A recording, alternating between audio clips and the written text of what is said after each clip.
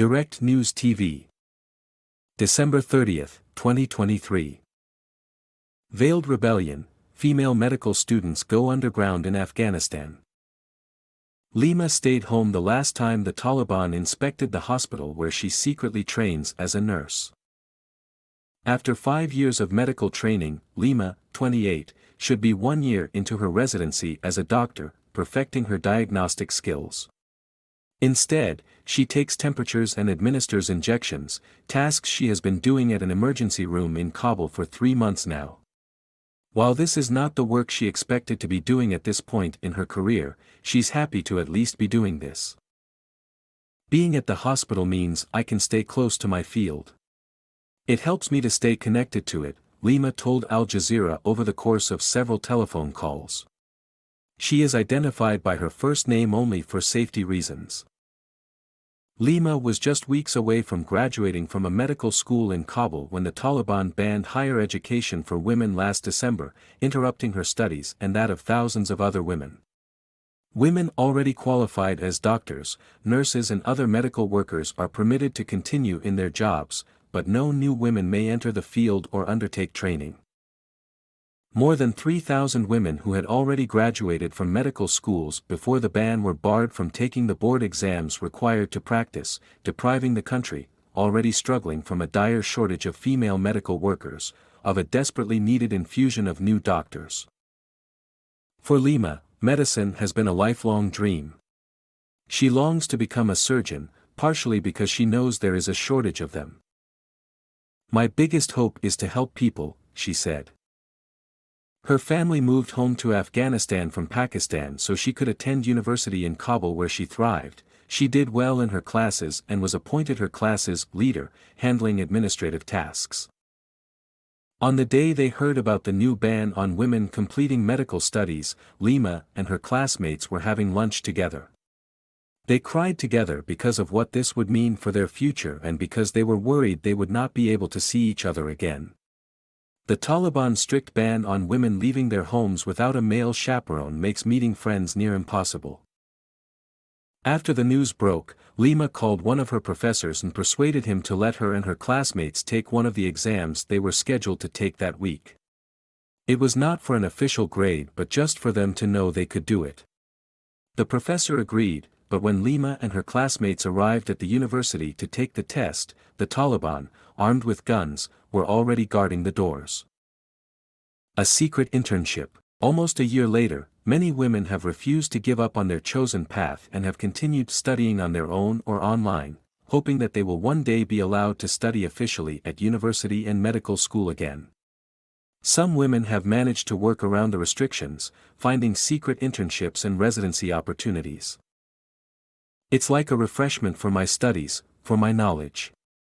This is the best way for me to do something for my goals," says Noor *, whose name has been changed to ensure her anonymity. Like Lima, she was just about to graduate from medical school when the Taliban's ban brought her studies to an abrupt halt. The order hit her hard. She spent months studying solo, holding on to medicine as the only goal she ever had in her life.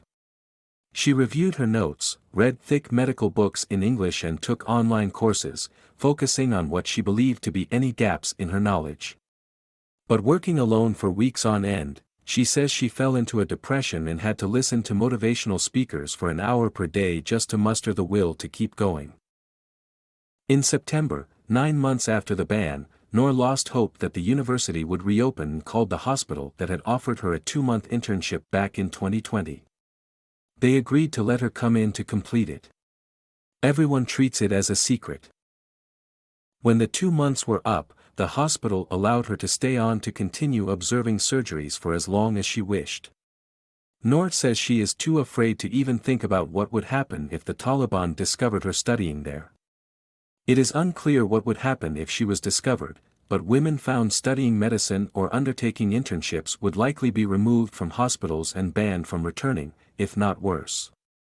There have already been arrests of activists who tried to defy the ban on girls' education. Whatever the risks, however, women refuse to stop trying to defy the ban on higher education completely. Never in the history of Afghanistan have we had so many educated, well aware of the world and well aware of their duties and rights women. It's impossible to silence them, it's impossible to push them aside, says Fatima Gailani, a London-based women's rights activist and former president of the Afghan Red Crescent Society, in an interview over WhatsApp.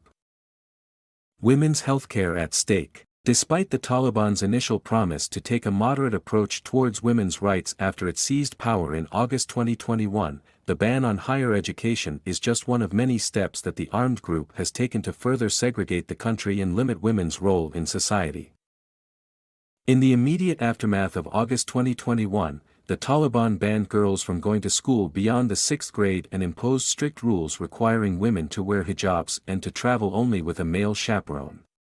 They closed down beauty salons and blocked women from working with domestic and international non-governmental aid groups, sparking international outrage on the matter.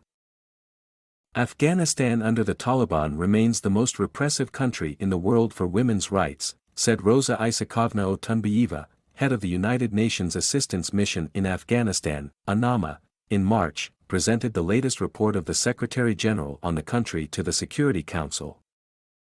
Afghanistan has an urgent need for female doctors as they are often the only healthcare providers available for women and children. While there is no explicit law that forbids it, many traditional Afghan families do not allow their female relatives to be seen by male doctors. This is a particular issue in rural areas where women often have to travel for hours to see a female doctor. Once the current generation of female doctors and nurses retires, even this may not be an option. The women here in Kabul and in the provinces are suffering from a lack of women doctors. They are suffering from lack of access to health facilities. They are suffering from a lack of access to the treatments that they want, says Aminulhaq Mail, Deputy Country Director at the Swedish Committee in Afghanistan, a foreign aid organization. In 2020, the World Health Organization estimated that 24 women were dying each day in Afghanistan from pregnancy or childbirth-related causes. While this ranked as one of the highest rates in the world, it was significantly lower than 2001. Now experts fear a sharp reverse in those limited gains. In the aftermath of the Taliban takeover 2 years ago, Afghanistan lost billions in foreign aid and investment, including for healthcare services. By September 2021, 80% of national health facilities had reported operational difficulties due to insufficient funding, staff shortages or medical supply scarcities.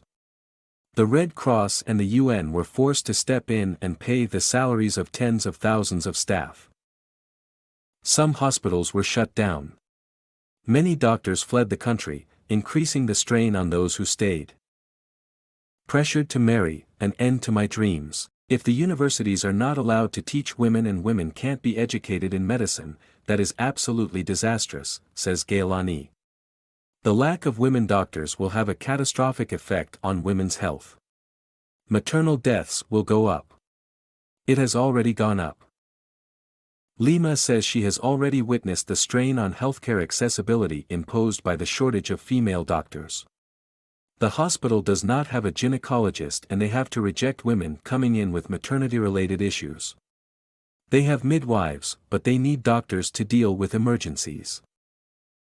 Lima does not know what has happened to the women for whom they could not find places in other hospitals, but she fears for their well-being. If it happens here in Kabul, what's happening in the villages? I cannot imagine, she said. Lima still wants to become a doctor, but even if she stays on the path to becoming a nurse, she lacks the official certificates that would have come after the 2 years of specialized education in nursing. While her medical education was enough for the hospital to take her in unofficially, it was not enough to formally work as a nurse. Lima does not know how long she can continue her covert training, even if the Taliban does not catch her. Without the proper paperwork, there are no job opportunities awaiting her at the end of her training.